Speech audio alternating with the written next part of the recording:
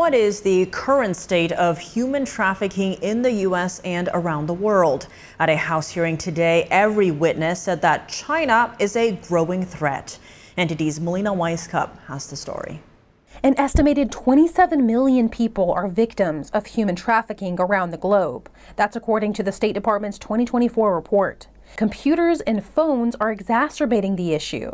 Notably, China uses forced labor to operate scam centers to facilitate more human trafficking. The State Department noting that the Chinese regime has expanded these scam centers to the West. From Southeast Asia to countries in the Western Hemisphere, Europe, Africa, and the Gulf, ensnaring victims from more than 60 countries. And where they've established a web of elite influence, and in some instances have even taken over control of territories, establishing criminal zones from which they can engage in criminal activity in impunity. China is ranked among the worst of countries and is listed as one of the 13 countries with governments that support human trafficking, forced labor, sexual slavery, or in some cases, even people's organs are harvested and trafficked.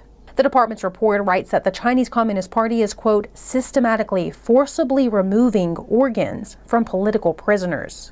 In addition, countries have changed laws in an attempt to normalize sexual exploitation of women and children. And they advocate for legalized prostitution.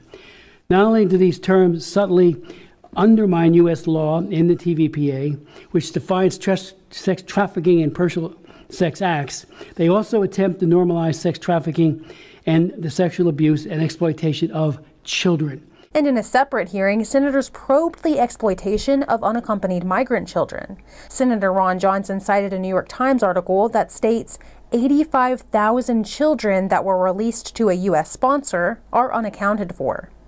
Children were sent to addresses that were abandoned houses, even after we reported making a 911 call after hearing someone scream for help, yet the child was still sent.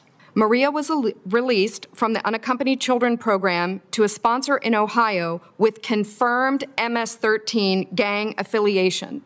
It is unthinkable that the United States government would release a child to a sponsor associated with the gang. The witnesses and senators are calling on the administration to reform policy to ensure sponsors are thoroughly vetted before children are sent away with them. Reporting from Washington, D.C., Melina Weisskopf, NTD News.